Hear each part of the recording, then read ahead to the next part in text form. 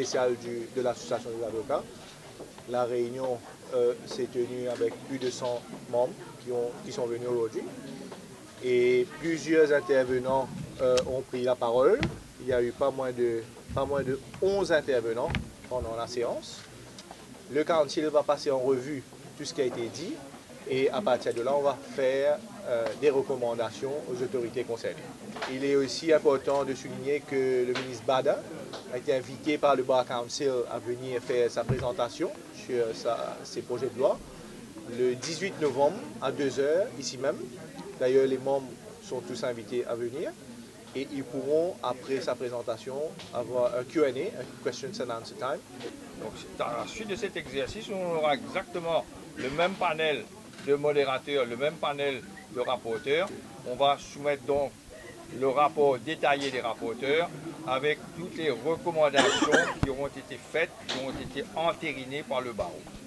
Et je pense qu'à la fin de cet exercice, si ce texte tient toujours la route, il y aura beaucoup plus que les 3 amendements qui ont été mentionnés jusqu'ici.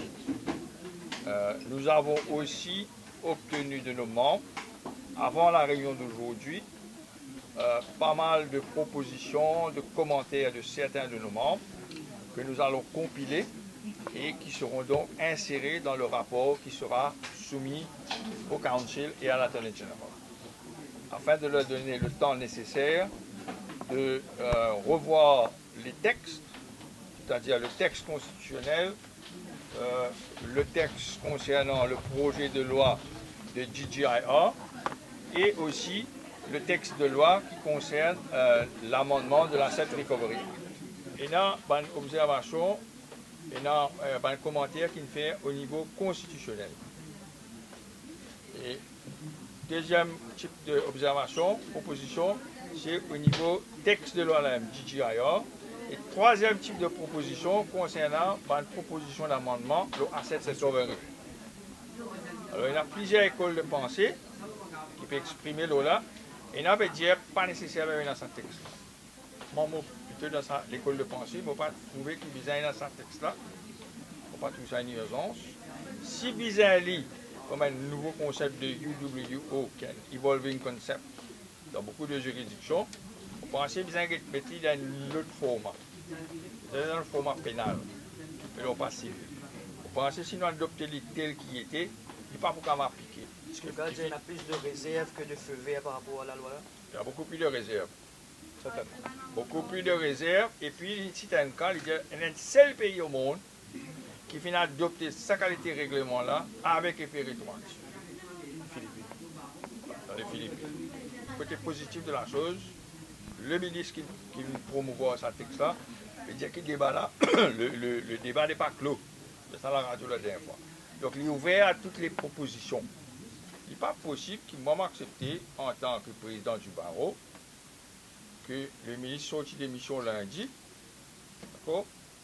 Moi, Henri Maurice, au même moment, M. Elisa appelé ce téléphone, au secrétaire de la compagnie, pour demander uniquement par l'honoraire M. Domingue pour les 3 dernières années. Si vous venez d'un board, nous vous fait un exercice budgétaire, nous vous avons guetté pour 3 dernières années, combien de legal bills sont payés en général. Mettre ça dans un tableau général pour connaître combien de pays van notaire, combien de pays van avoué, combien de pays van avocat qui fait une pays autres, il n'y a aucun problème. Mais qui, dans un moment qui, moi, me peut faire un commentaire en tant que le président du barreau, un commentaire qui est nécessaire qui me fait. Ce n'est pas une attribution. On a le devoir de faire pour exprimer moi certaines lacunes, certaines inquiétudes que ce texte-là peut poser, qui disent dans ce moment-là que mon ministre retourne de mission, sorti de Saint-Pétersbourg, passe par l'Angleterre, vient Maurice, qui à ce moment-là, même qui Michel Elisa, les téléphones, dit un renseignement, 10 secondes, moi, je trouve ça totalement inacceptable. Et j'en ai parlé à l'Attorney General ce matin, il m'a dit je vais manquer rien de cela, parce qu'il n'est pas du tout d'accord avec cette façon de procéder. Et il me dit qu'il a parlé avec le ministre Badin et que le ministre Badin lui a dit qu'il n'avait absolument rien à faire avec cela.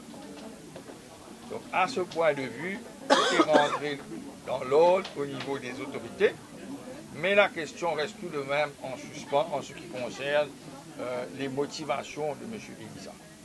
La question n'est pas encore été réglée, mais j'ai tenu dès aujourd'hui à retourner tous les dossiers qu'on m'avait confiés depuis le début de cette semaine par la SICOM. Je les ai retournés tous les dossiers en leur disant que je ne pourrais plus m'en occuper.